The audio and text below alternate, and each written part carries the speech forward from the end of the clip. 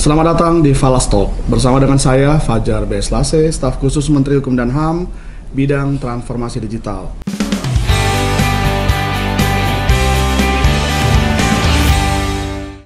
Pada hari ini kita akan membahas satu topik yang sangat menarik, yaitu datiloskopi. Apa itu datiloskopi? Bersama dengan kita sudah hadir Direktur Pidana, Direktorat Jenderal Administrasi Hukum Umum, Kementerian Hukum dan HAM, yang akan membahas bersama dengan Falas satu topik datiloskopi. Selamat datang Pak di Falas Talk. Terima kasih atas undangannya, Pak Fajar Nasi.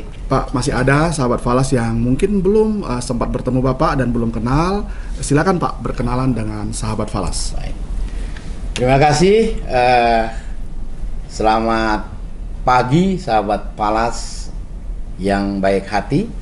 Dalam rangka Falas Talk ini, saya Selamat Prihantara, Direktur Pidana pada Direktorat Jenderal Administrasi Hukum Umum, Kementerian Hukum dan Hak Asasi Manusia Republik Indonesia, yang kebetulan tugas, fungsi, wewenang dan tanggung jawab saya salah satunya adalah bagaimana penanganan daktiloskopi yang ada di Kementerian Hukum ini.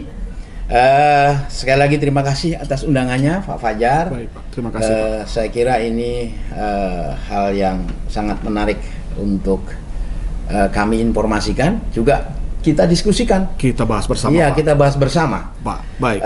Jadi yang jelas daktiloskopi ini adalah tentang tata cara pengambilan dan perumusan sidik jari yang berkaitan dengan identifikasi teraan sidik jari. Terkait datiloskopi ini Pak, ada hal yang menarik. Saya suka sekali menonton film crime ya.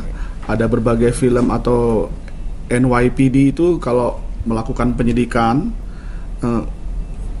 memberikan gambaran bagaimana mereka bisa mengidentifikasi siapa pencuri yang masuk di rumah.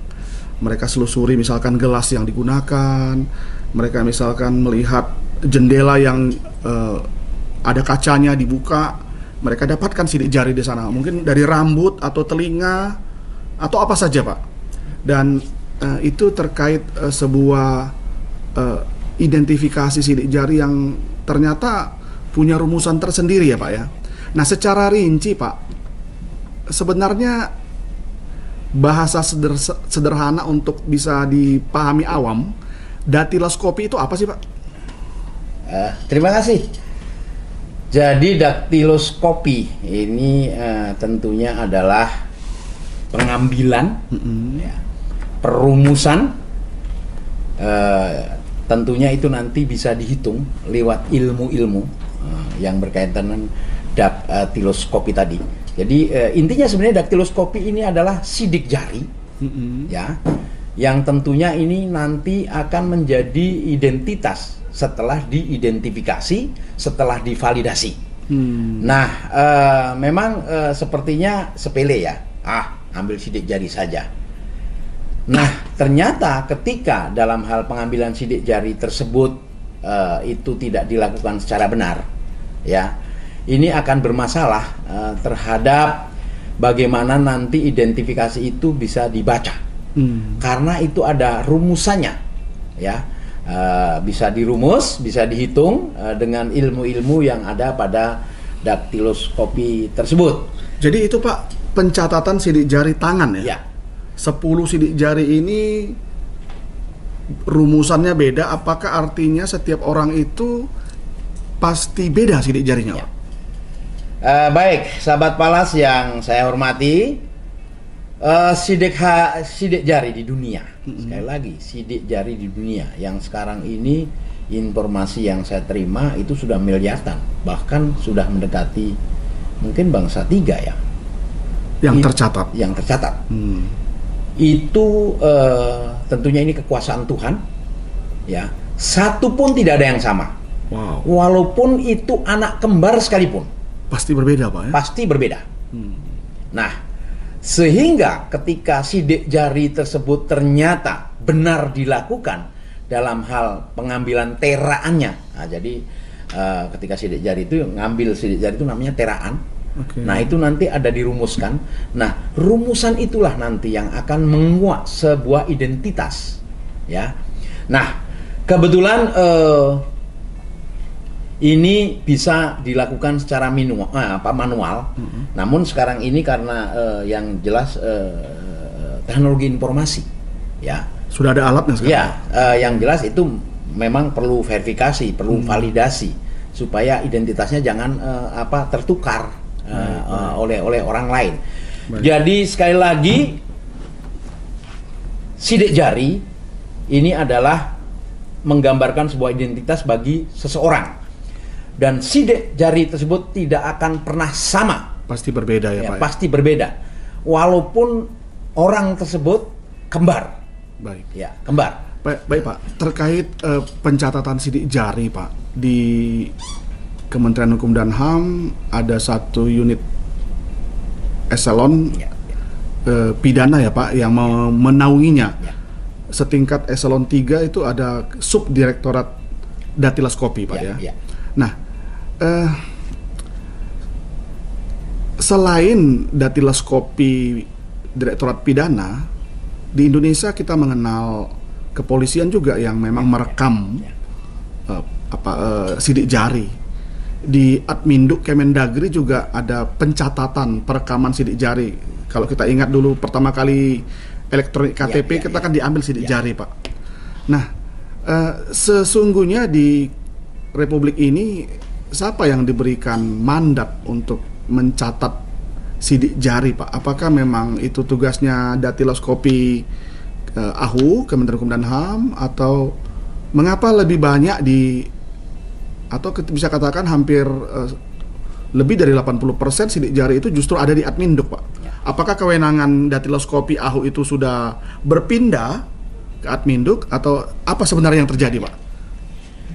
Baik, terima kasih. Tentunya bicara soal sidik jari ini hal yang menarik. Perlu diketahui, sahabat Falas, bahwa sejarah soal sidik jari di Indonesia itu sebenarnya jadi mulai zaman kolonial Belanda. Artinya sebelum kita merdeka itu sidik jari sudah dikenalkan oleh pemerintah Hindia Belanda. Ya, baik pada waktu itu katakanlah warga negara Belanda yang ada di Indonesia, yang menjadi Hindia Belanda, ya, maupun kepada warga Indonesia, ya, yang pada saat itu bekerja di pemerintahan Hindia Belanda, artinya di pemerintahan kolonial Belanda. Ini sudah dikatakanlah dimasyarakatkan tepatnya pada 16 Januari 1911. 1911 ya. Ini sejarah ya, sejarah. Itu jadi istilahnya ada Stadblad nomor 27 tahun 1911 pada tanggal 16 Januari. Dan hal tersebut tentunya dituangkan dalam sebuah keputusan dari Hindia Belanda. Dari pemerintah Hindia Belanda, dan waktu itu diampu oleh Departemen Kehakiman pada saat itu. Kekuasaan kehakiman maksud saya. Nah, kekuasaan kehakiman pada saat itu meliputi kepolisian, kejaksaan, juga badan peradilan. Nah, dalam satu direktorat, dalam satu kementerian lah kalau sekarang itu ya. Sehingga ketika kita bicara soal sistem identitas sidik jari atau tepatnya daktiloskopi, ini sudah ada dari tahun 1911 yang diampu oleh pada waktu itu Departemen Kehakiman. Nah, di dalamnya ada kejaksaan, ada kepolisian, dan ada kehakiman. Iya, betul. Dan Gubernur Jenderal Hindia Belanda pada tanggal 30 Maret tahun 1920, ya, nomor 21, makanya dikenal Stadblad 1920 nomor 259 tentang pembentukan kantor pusat daktiloskopi Departemen Kehakiman.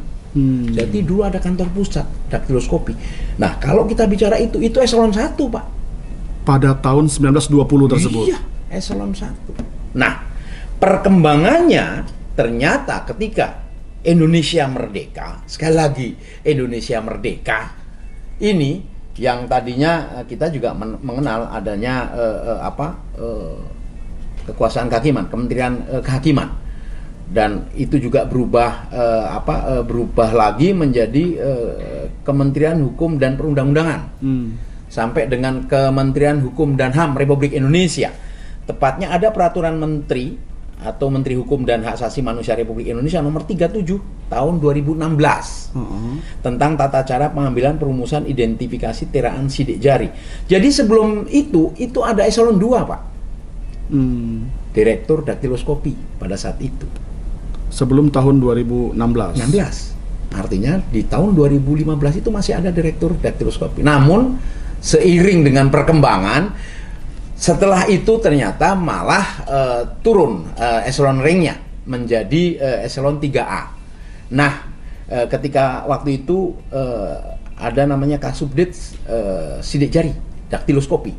Nah, sekarang ini kan begitu ada jabatan fungsional jadi koordinator. Jadi koordinator jabatan fungsional substansi daktiloskopi dijabat oleh setingkat dengan eselon 3A.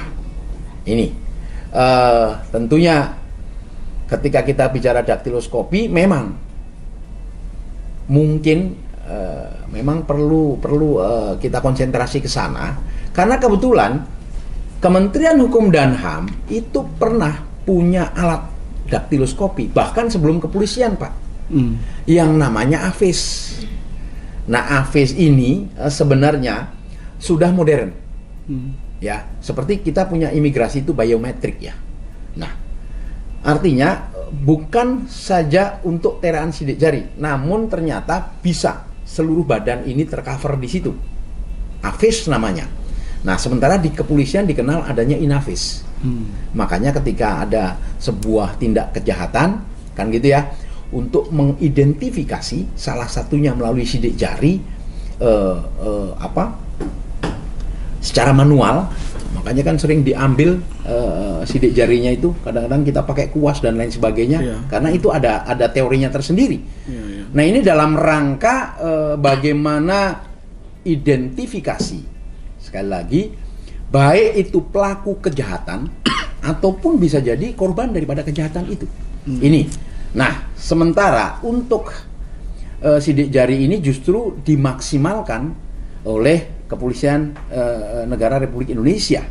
Mungkin kita mengenal kalau ada pembuatan katakanlah SIM, katakanlah pelayanan ya, STNK, ataupun mungkin bagi pelanggar hukum, yang ternyata di situ juga ada teraan sidik jari. Nah, belum lagi ketika di Kementerian Dalam Negeri yang kita kenal dengan sekarang EKTP. Nah, ada namanya pencatatan sipil ya, Dukcapil, kependudukan dan catatan sipil. Di situ juga ada teraan sidik jari. Nah, kita ada di imigrasi yang jelas. Di sana ada tertuang ketika pembuatan paspor. Demikian juga kalau kita bicara soal bagaimana teraan sidik jari yang harus diberikan kepada minuta akta ketika kita bicara dari keperdataan, yaitu akta notaris, kan pasti ada sidik jari. Artinya bahwa sidik jari ini bukan hal yang sederhana. Justru ini yang harus kita jaga. Karena begitu salah penerapannya saja, itu identitas bisa kabur. Sekali lagi bisa kabur. Makanya ada teori-teori yang tentu itu akan dilakukan oleh para ahli. Nah, kami dari Direktorat Pidana ini memperkuat bagaimana tenaga ahlinya ya secara profesional ini bisa kita kembangkan, karena kebetulan ini bukan cuma sifatnya nasional, ini internasional.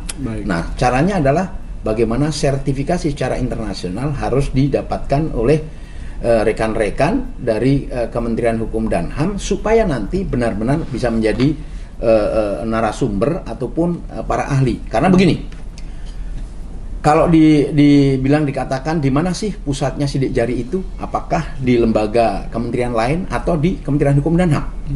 Yang jelas ketika sejarah bahwa kewenangan sidik jari, ya sekali lagi ini secara sejarah ya, ini fakta hukum adalah di Kementerian Hukum dan HAM. Hanya masalahnya mungkin kementerian lembaga lain bisa memaksimalkan itu sehingga kita ke depan ingin ini menjadi diskusi yang menarik, mempersatukan sebuah persepsi sidik jari secara administrasi hukum ya ada di kementerian lembaga. Mungkin kita bisa bagaimana mengambil datanya saja. Soal peruntukannya monggo silahkan, karena itu juga menghasilkan sebuah PNBP ya. Baik Pak. Jadi kalau kita bicara tentang satu data yang sebagaimana disampaikan oleh Bapak Presiden, tentu ego sektoral perlu kita kesampingkan. Sejarah mengatakan tahun 1920 ada Kementerian Kehakiman di mana di dalamnya memang tergabung beberapa kementerian lembaga yang ternyata sekarang sudah berdiri sendiri, Pak ya. Nah, apakah datiloskopi yang saat ini ada di bawah Direktorat Pidana ke depan akan lebih fokus kepada keahliannya saja, tidak lagi mengumpulkan sidik jari, karena toh sidik jari itu sudah ada di lembaga lain yang lebih lengkap, Pak. Ya, di kepolisian ada, dan yang menggunakan sidik jari itu sehari-hari tentu untuk proses kepada ranah hukum tentu lebih banyak di kepolisian, Pak ya. Juga untuk mengidentifikasi masyarakat dengan KTP elektronik ada di Adminduk. Ke depan datiloskopi ini akan mengarah kemana, Pak? Yang pertama tentunya terima kasih bahwa ada satu data, artinya ada data induk sesuai dengan perintah daripada Presiden. Nah, ketika kita bicara soal sejarah, apa istilahnya jas merah, jangan sekali lagi merupakan sejarah, karena itu adalah tonggak sebuah peradaban dalam hal administrasi ketatanegaraan ya. Betul. Nah, untuk peruntukannya tentunya kita tahu dari seperti kepolisian dan Kementerian Dalam Negeri sudah memaksimalkan itu. Nah, tentunya tugas dari kita adalah bagaimana kita meyakinkan kepada seluruh pihak adanya sinergitas bahwa tetap satu data. Mungkin data dikelola oleh Kementerian Hukum dan HAM sesuai dengan apa tadi yang saya katakan, sejarah tadi. Itu yang pertama. Yang kedua, tentunya kita menciptakan para ahli itu di samping memang berdasarkan keahliannya, juga harus ada yang mendukung itu, sertifikasi. Nah, rupanya sidik jari ini harus sertifikasi internasional. Dan informasi yang saya terima justru mantan-mantan pensiunan dari AHU, dari administrasi hukum umum inilah sekarang menjadi narasumber dari berbagai pihak, ya, termasuk di dalam negeri. Mungkin juga Kemendagri ya. Mungkin termasuk juga kepolisian. Makanya karena sebelum ada Inafis itu ada Afis. Artinya AHU ini Pak sudah ketinggalan nih. Dalam arti terlambat mengantisipasi ke depan, sementara ahli-ahlinya sudah dipekerjakan, dikaryakan di lembaga lain. Betul, nah, betul. Baik Pak, jadi ke depan ini tentu kalau kita mau menjadikan data sidik jari ini menjadi satu data sebagai amanat, kalau memang Kementerian Hukum dan HAM dalam hal ini datiloskopi AHU diberikan kepercayaan, tentu perlu payung hukum, Pak. Ya. Payung hukum yang mengatakan bahwa pusat data sidik jari itu berada dalam pembinaan atau pengawasan Direktorat Pidana atau Subdirektorat Datiloskopi. Nah, mengarah ke sana ini apakah sudah masuk kepada pembicaraan untuk membentuk sebuah payung hukum, Pak? Antara lembaga-lembaga tentunya dan kementerian. Terima kasih. Justru setelah saya telisik, kita ini dulu sebenarnya punya RUU daktiloskopi, namun ternyata dalam perjalanannya justru terhenti. Nah, ini yang akan kita telusuri lagi. Bahkan saya pernah bertemu dengan profesor yang pada saat itu juga diajak bicara soal perkembangan rancangan undang-undang daktiloskopi, yaitu Profesor Satya Arinanto. Dan kebetulan di direktorat atau di Jen AHU ada, di sana ada Pak Dr. Baroto yang sekarang jadi Direktur Tata Negara. Ini yang pernah diajak bicara, sudah ada RUU daktiloskopi, tapi ternyata dalam perkembangannya mandek sampai sekarang. Nggak mudah Pak membahas itu, karena pasti itu pastinya fase-fase yang harus kita antara kementerian yang sudah memiliki data, gitu Pak. Dan sekarang ini yang ada undang-undangnya di kepolisian maupun di dalam negeri. Nah, kalau boleh kami menyampaikan Pak, apakah mungkin AHU bisa fokus kepada melatih para Inafis atau apa tadi, AFIS ya? AFIS. Supaya datiloskopi AHU ini Kementerian Hukum dan HAM semakin kuat. Ya. Dan tentunya seperti kita lihat di film-film action ya Pak, atau di luar itu kita punya ahli-ahli yang mampu melakukan proses penelusuran alat bukti, identifikasi alat bukti Pak. Karena apalah gunanya data Pak, data datiloskopi apabila ternyata itu hanya sebagai data, tidak bisa digunakan untuk membantu aparat penegak hukum untuk bisa mengidentifikasi atau memecahkan sebuah kasus hukum. Kita sudah mengarah ke sana belum Pak ya, untuk menggunakan data datiloskopi ini? Ya, terima kasih.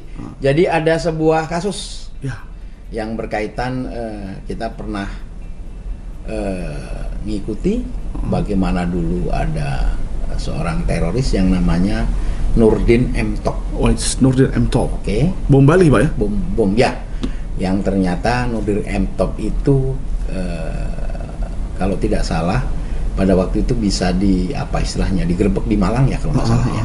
Sampai terjadi baku tembak. Iya.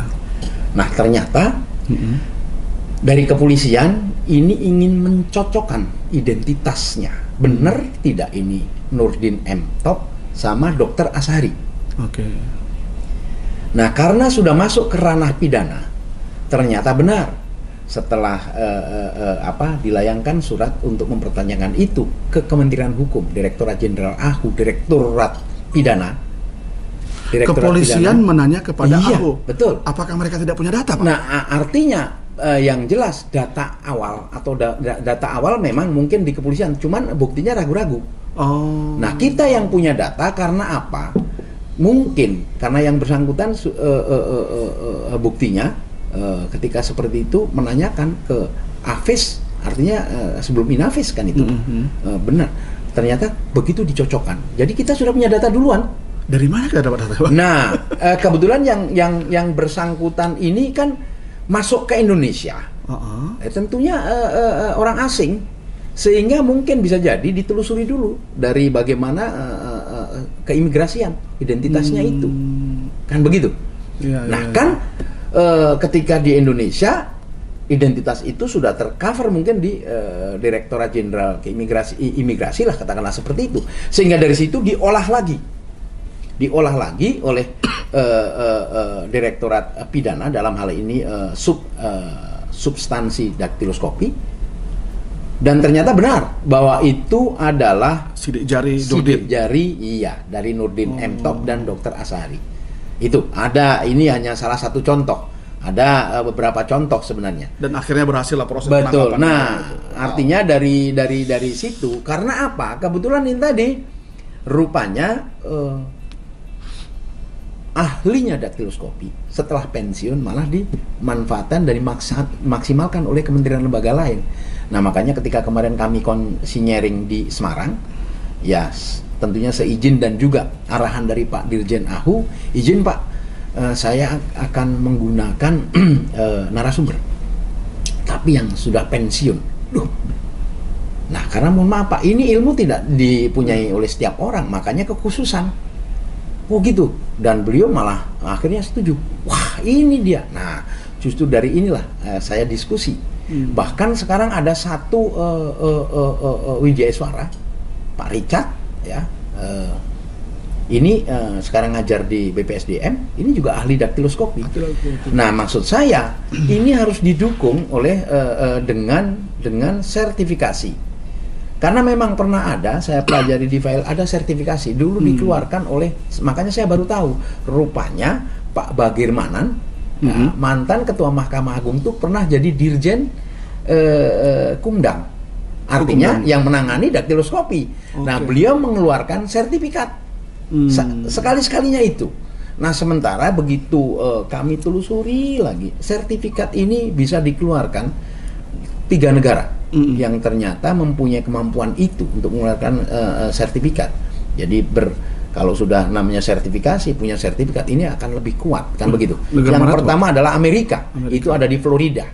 Yang kedua Jerman, kalau tidak salah di Ben atau apalah di Jerman itu. Yang ketiga ini sebenarnya Jepang. Tapi Jepang ini memang hebat menurut saya, karena walaupun mereka punya alat canggih, mereka tetap akan menggunakan manual. Nah, kebetulan saya komunikasi walaupun orang Jepang yang ada di sini, ya yang sudah bisa bahasa Indonesia karena saya nggak bisa bahasa Jepang. Saya bilang saya tanya, Anda ini tahu soal sidik jari? Ya, itu memang tidak pernah punya catatan pelanggaran pidana. Cuman yang saya dapat informasi, kenapa sih Jepang tetap walaupun sudah teknologi tinggi tapi manual? Ternyata jawabannya di luar dugaan saya. Satu, jumlah warga negara Jepang tidak banyak dibanding Indonesia. Dibanding Indonesia, apalagi Indonesia. Sehingga ya mohon maaf itu tidak bisa karena sidik jari ini tidak dipunyai atau tidak sama dengan antara satu dengan yang lainnya. Sehingga inilah yang jadi tetap kita menggunakan manual, tapi juga kita menggunakan teknologi, apalagi teknologi Jepang luar biasa karena rupanya itu. Nah, ini bisa mengeluarkan sertifikat, namun tentunya sekarang ini yang bombastis lah. Widya suara kita baru disekolahkan keluar. Betul. Kita sebenarnya sudah punya ahlinya, Pak. Tinggal sekarang ini bagaimana secara formil ya, legalitas, secara legalitas itu benar-benar bisa dipertanggungjawabkan. Lah kalau punya sertifikasi internasional, pastinya ini akan menjadi hal yang mempunyai bobot tersendiri. Ini menarik Pak, dan masih banyak nih PR Bapak sebagai Direktur Pidana terkait datiloskopi. Sahabat Falas, jangan lupa like, subscribe, dan ikuti selalu Falas Talk untuk bisa mendapatkan informasi terkait berbagai hal di Falas Talk. Kita lanjutkan dalam episode yang sangat menarik ini, Pak Toros. Dari pembicaraan yang tadi kita diskusikan mengenai datiloskopi, ada banyak hal ini Pak yang perlu ke depan dipertajam. Pertama, kita perlu ahli-ahli datiloskopi, karena sebagian besar sudah pensiun. Tentu kita butuh orang-orang muda yang energik, yang bisa menjadi ahli nantinya membantu negara ini, bukan hanya datiloskopi AHU, tapi juga kepolisian tentunya. Kemudian yang kedua tentu perlu payung hukum, Pak. Payung hukum untuk bisa menentukan siapa sebenarnya yang bisa menjadi pengampuh untuk satu data datiloskopi. Nah, kemudian ke depan ini Pak, planning dari datiloskopi pidana untuk bisa menjalankan tugasnya untuk bisa mengidentifikasikan sidik jari, karena sebagian besar sudah ada di tempat-tempat lain, Pak. Nah, secara singkat, rencana ke depan Direktorat Pidana terkait datiloskopi ini apa, Pak? Terima kasih, Pak. Yang pertama adalah bagaimana meningkatkan kualitas sumber daya manusia, ya dalam hal ilmu kedaktiloskopian. Tentunya yang didukung oleh tadi sertifikasi. Jadi baik. Kami ingin agar rekan-rekan kami ini sekarang karena yang masih ada ini tinggal 11 orang, Pak. Ini yang harus diutamakan dulu. Mereka yang akan sekolah dikursuskan dulu supaya inilah nanti ilmu-ilmunya bisa diturunkan ke generasi berikutnya, Pak. Generasi berikutnya. Itu yang pertama. Yang kedua, tentunya ketika bicara seperti ini, kita akan bicara regulasi, Pak. Saya akan telusuri lagi, karena dulu sudah punya rancangan undang-undang daktiloskopi yang ternyata mandek. Perlu diusulkan untuk masuk prolegnas, Pak? Iya, Pak. Justru itu akan kami telusuri. Kami pun akan diskusi dengan berbagai pihak, dan kami akan meyakinkan. Kami bukan istilah mau menghaki, tapi sebisa mungkin satu data, seperti juga perintah Presiden ada Kepresnya, dan mari kita satukan pikiran, ya, ego sektoralnya kita buang. Nah, soal nanti kemanfaatannya monggo, yang sudah berjalan seperti dikatakanlah Dukcapil, seperti pelayanan di kepolisian, monggo silahkan. Tapi orang bisa tahu kalau mau cari data datiloskopi pasti ada di Kumham. Iya, itu. Dan justru ini kami akan sinergitas dari berbagai kalangan, berbagai pihak dalam rangka identifikasi, identitas, ya. Saya katakan tadi, karena dari tidak bakalan sama itu seluruh dunia. Memang ini luar biasanya Tuhan Nah, jadi hanya Tuhan yang bisa menciptakan sidik jari itu. Manusia ini ya, tinggal anu saja tuh, nyontoh saja. Ya, tentunya akan lebih mudah ketika memang dari awal. Makanya saya inginkan ke teman-teman, ayo kita ngadakan kerjasama sosialisasi apa bentuknya konseling, tapi mungkin dengan Kementerian Kesehatan dalam hal ini adalah rumah sakit ibu dan anak yang tadinya mungkin menjadi bahan olok-olok, tapi ternyata oh iya ya, kalau dapat daktiloskopi dari bayi, itu dia. Itu kalau daktiloskopi dari bayi nggak berubah, Pak? Dewasa. Tidak akan pernah berubah. Iya. Justru berubah. Standarnya itu, ya mohon maaf, jangan-jangan sidik jari kita ini sudah agak ini nih kali. Sudah bergeser ya. Kalau bayi kan belum, masih ya? Murni, ya. Dan itu masih mudah sekali untuk yang penting teraannya benar ya. Itu masih mudah sekali dihitung, dirumus, kan begitu. Dan itu tidak akan pernah berubah. Tidak akan pernah berubah sidik jari itu. Iya. Menarik tadi Bapak katakan teraannya benar. Apakah ada pencatatan sidik jari yang teraannya nggak benar, Pak? Nah, jadi ternyata sudah terbukti, Pak. Kami bekerja sama dengan katakanlah kementerian lembaga, dan ternyata di sana ada laporan kami sudah melakukan sidik jari. Oke, kalau gitu sekarang mari sama-sama kita cocokkan dengan ilmu yang ada. Ternyata dari 100% itu 20% tidak bisa dibaca, Pak, tidak bisa dirumus karena ngambil teraannya asal. Nah, ini kan sangat bahaya sekali. Artinya identitas orang tersebut kabur, tidak bisa dipertanggungjawabkan. Sehingga ini sangat berbahaya. Baik itu mungkin kalau kita mau bicara soal statistik maupun kegunaannya nanti. Artinya 20% itu meskipun sudah dicatatkan, tetap di tera, tapi karena teranya tidak terbaca. Iya, tidak terbaca karena tidak benar. Beruntung sekali 20% tuh, Pak. Nah, artinya kan ketika kita bicara soal data statistik, ini tidak valid, kan begitu.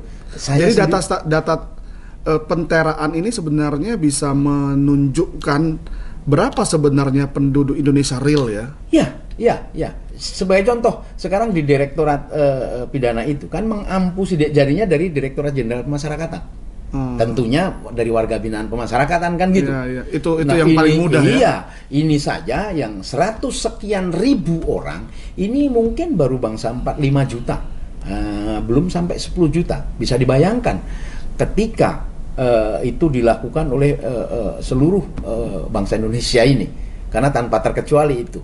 Nah, ini yang tentunya akan menjadi sebuah database ya, database bagi satu data Indonesia soal sidik jari. Karena begitu bicara soal satu data Indonesia soal sidik jari, ini sebenarnya sudah kita bisa membaca, oh berarti jumlah penduduk Indonesia sekian, kan gitu, sekian.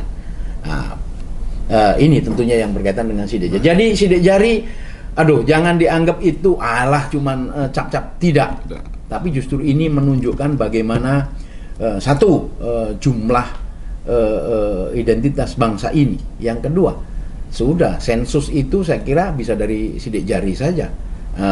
Tinggal nanti tambah kurang lah istilahnya, kan begitu. Baik, menarik sekali Pak Toro, Direktur Pidana AHU. Terima kasih Pak untuk sesi yang menarik dan ilmu-ilmu yang Bapak sudah bagikan. Sahabat Falas, bicara tentang daktiloskopi ini ternyata sangat menarik, tidak bisa dianggap remeh. Ada sejarah tentang daktiloskopi, ada hal yang menarik bahwa daktiloskopi ini penting sekali untuk mencatat sensus penduduk yang sebenarnya bila dilakukan sejak dini, dan tentu juga berguna bagi kepolisian untuk bisa mengidentifikasi pelaku kejahatan. Ke depan tentu data daktiloskopi ini akan banyak digunakan di kesempatan-kesempatan lain dengan dunia yang semakin berkembang. Terima kasih sudah mendengar Falas Talk. Pak Toro, silakan sampaikan hal-hal yang penting yang ingin Bapak sampaikan kepada masyarakat ataupun kementerian, lembaga atau siapa saja terkait daktiloskopi, Pak. Silakan, Pak. Terima kasih sahabat Falas yang saya hormati. Sekali lagi edukasi, lagi-lagi ini adalah juga untuk kepentingan kita bersama berkaitan dengan ilmu daktiloskopi. yang mana ternyata daktiloskopi ini bisa menyatakan identitas bagi seseorang. Itu yang pertama. Yang kedua, daktiloskopi adalah sebuah ilmu. Mungkin bisa jadi ada sebuah perkembangan. Walaupun sudah saya katakan daktiloskopi itu hanya sekali dari lahir sampai mungkin nanti meninggal, katakanlah seperti itu. Karena tidak akan pernah sama. Walaupun mungkin orang kembar ya itu tidak akan sama sidik jarinya. Dan kebetulan saya pernah sekolah di Akademi Ilmu Masyarakatan yang juga mempelajari soal daktiloskopi, walaupun mungkin ya tidak detail. Itu luar biasa. Dosen kami pada saat itu adalah Pak Rahmat namanya. Namun terus terang ini juga sedang kami persiapkan untuk ahli-ahli daktiloskopi berikutnya, tentunya dengan bagaimana mungkin secara legalitas ya, dan juga kualitas untuk menuju ke kuantitas. Itu sekaligus yang bisa saya sampaikan, sahabat Falas yang budiman. Ini yang bisa saya sampaikan, kurang lebihnya mohon maaf, dan tentunya daktiloskopi dalam perkembangannya bisa selalu kita diskusikan luar biasa untuk kemajuan bangsa negara ini. Terima kasih. Selamat kasih. siang. Luar biasa. Luar biasa. Falas. Luar biasa narasumber kita hari ini. Semangat, energik Bapak Toro. Sampai ketemu di Falas Talk episode berikutnya.